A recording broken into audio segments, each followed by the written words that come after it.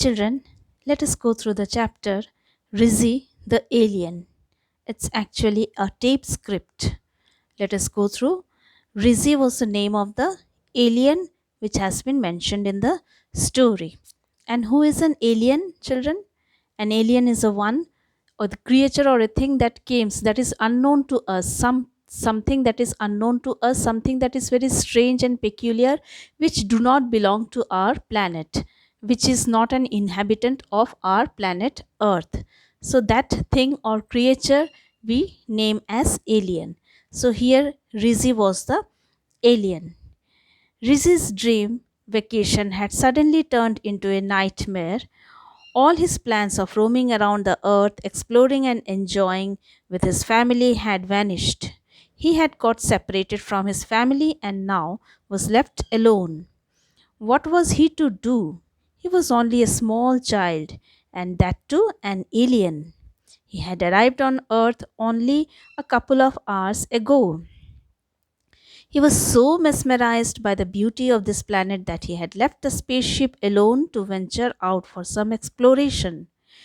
It was only after some time that he realized that his spaceship had gone. He was left all alone to wander in this strange planet. Struck with horror and disbelief, Rizzi wandered aimlessly in the narrow and cluttered by lanes of this strange yet fascinating city. How strange the inhabitants of earth seemed. It was good that Rizzi knew the art of being invisible, or else he would have been in trouble today. So the story begins with in this way that Rizi, the alien, he had come along with his family on a vacation to tour the earth. But unfortunately, he got separated from his family, and now he was roaming here and there on the streets of that city on earth.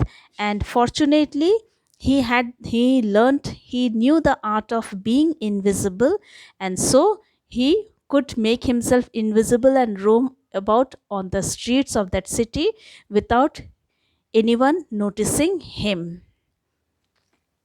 Let us continue.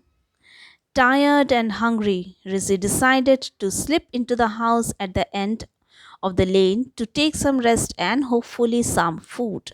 The house had a warm and welcoming look, and Rizzi soon found himself inside the kitchen.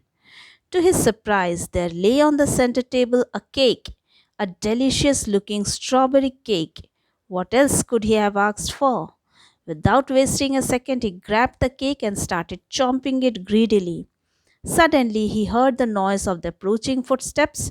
Not wanting to be caught, Rizzi put down the half eaten cake on the table. So, he entered one house in that street, and since he was very tired and hungry, he wanted to take some rest and also to have some food. And fortunately, as he entered the house, a delicious looking strawberry cake was lying on the table, and he greedily started chomping over the cake. And then when he heard some footsteps, he knew someone was coming, so he hurriedly put down the half eaten cake. There appeared in the kitchen a young boy, Bubble, who was about Rizzi's height.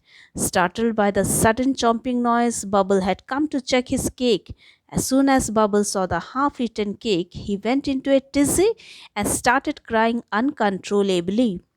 Rizzi sure had offended him by eating his cake. Before Rizzi could react, Bubble started muttering to himself, "How can this be possible? Who has eaten this cake?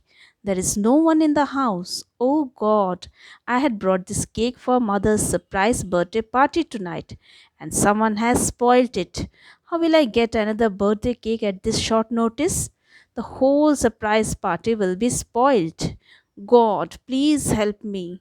Saying this, Bubble again broke into tears. So, Bubble was the boy who had come to check after he heard some noises of chomping noises, and then he came and found out that on the table the cake was left half eaten, and he started muttering and crying uncontrollable, saying that it was his mother's surprise birthday cake, and now what he is going to do.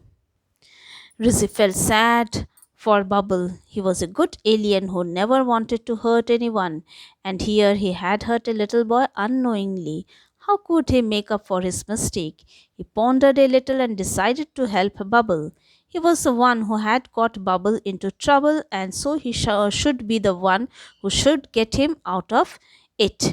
Gathering all his courage, Rizzy slowly walked up to Bubble and made himself visible. And oh, what a shock it was for Bubble. Poor boy almost froze with terror. Rizzy immediately tried to calm him down. Don't panic, friend. I'm not a ghost.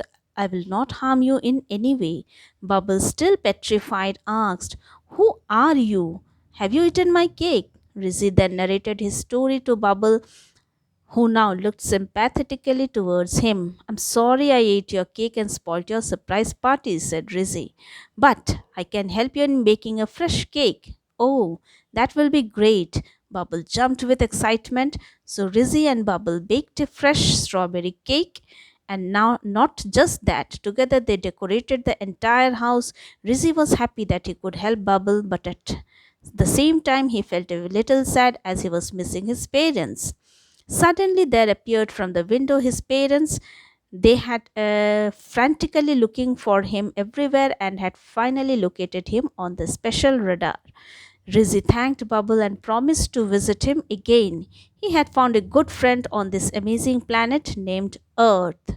So, what happened then? Finally, Rizzy made himself appear before Bubble and he narrated his own story, whatever had happened with him. And he said, "I'm going to help you by baking a fresh cake within minutes." And not only that, he also helped in decorating the entire house for Bubble's mother's birthday celebration. And soon he found his parents also, who had come looking for him and had located him through the radar's directions. So, thus, he promised to meet his friend again, and for the time being, he went along with his family.